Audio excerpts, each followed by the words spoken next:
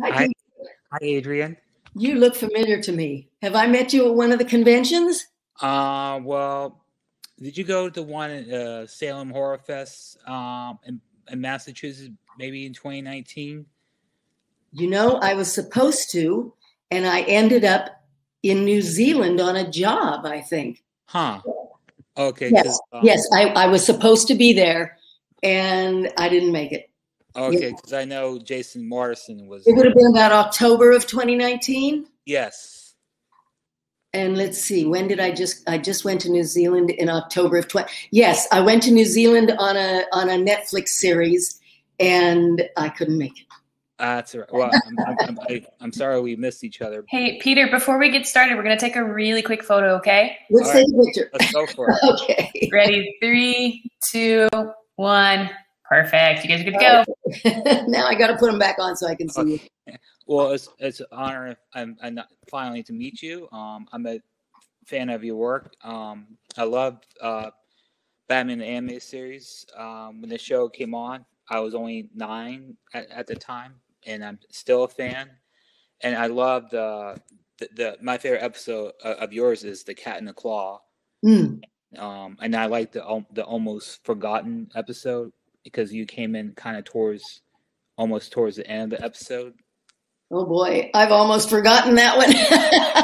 It had like all the main villains like Mark Hamill and Richard and all the other actors. But I really enjoyed that, and I also I saw that you were in the movie Argo with Ben Affleck. Yes. And how was that? What was it like to work with him on that movie? Well, the most fun part about that movie was working with John Goodman and Alan Arkin. You know, I really loved doing that. I was just happy to be a part of it because I thought Ben did such a fantastic job. The interesting thing to me was he brought so much to it that wasn't in the original script that really, I think, really made it work.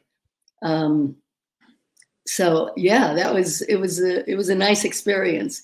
Not like doing, because I was in and out, you know, I think I probably only worked 3 days or something. So it wasn't like, you know, The Fog or Escape or any of those where there's a whole family feeling because you're on the set for 6 weeks. But I was really happy that they used me. That's awesome, and I really enjoyed the film, and I love Ben Affleck as an actor. I like the movie he's in, and Matt Damon, and I also that you're also we're in the movie Back to School with Ronnie Danger. Yes, yeah. Let me give us some more time here. Okay. First of all, where are you located? I'm from Arlington, Massachusetts. And you're in Massachusetts now? Yeah. Okay. Yeah. It's very, very cold here. I know it is. I know it is. I was doing Pippin in Boston in 2015 or 16 when that horrendous, you know, whatever you call it, weather thing came in. It was I crazy. can imagine what it's like there now. Yeah. It was. Luckily we haven't got that much. We gotten snow, but not as crazy like 2015. Oh yeah. Yeah. Is that when it was? Yeah. Rodney Dangerfield was just an absolute character. I don't think I wrote it. I wrote a memoir, and I don't think I wrote about him in that memoir. But what was the book? It's called "There Are Worse Things I Could Do." After the song that I sang in Greece, I was the original Rizzo, and you can get it as an ebook. You don't have to go by the. In fact, the ebook is. I just did an updated version of it. So the ebook is a little more up to date with, you know, some of the things that were going on. But and I didn't write about Batman either. There wasn't too much to say about Batman. But that's all right. And was Rodney? Was he a nice guy, or was he not so nice? He was lovely. He was a great guy. He was a great guy. My favorite story about Rodney, maybe I did put it in the book, is the first day I got to the set, there was this line of ladies outside his trailer. And I said to the producer, what's going on? Why are all those women standing outside Rodney's trailer? He said, he's a real sex symbol, Adrienne. They're all here because they want to meet Rodney, you know? That sounds like him. And, you know, I also go to Comic-Con in Boston. Sometimes I'll go to one in Rhode Island, too, because the one in Rhode Island is bigger than the one in Boston. And I happened to meet Chevy Chase in person, and he said that Ronnie was a sick man, so... But sick in a fun, good way. Yeah. He was sick in a fun, good way. And, you know, I'm not going to get all of this right, but maybe 2 years ago or 3 years ago, it seems like,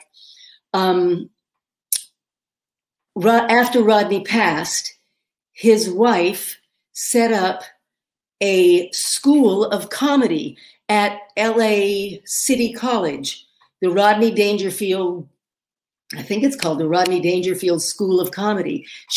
They financed it or something. And for the opening of it, they did a staged reading of Back to School with some of the original actors, and then who was it that did Rodney's part? He's so great. I can't remember now, but it was really fascinating. But it was, you know, an extension of his graciousness and kindness that he set this up. That's so awesome. If you want to study comedy, you know, performance, I think they even had a class in comedy writing, but in stand-up, I assume it's still going on. This was just a couple of years ago that they started it. That's really cool. Yeah. And I definitely will check out your memoir. I love reading people's memoir. Last year I read Ralph Paulson's book. I enjoyed that. And I guess Mario Lopez has a memoir book, so I want to check that out too, and yours. And I also hope that I'm hearing rumors that they might make a sequel to Batman anime series. So if that happens, would you ever come back to do the character? I'd love it. Who wouldn't? I mean, I'm all for it. Okay, all right. Well, I hope the rumors you're hearing are right. I hope so too. Okay. But it was wonderful to meet you and chat with you, and I hope I can see you in person when things get better. Thank you very much. Bye-bye. Bye-bye.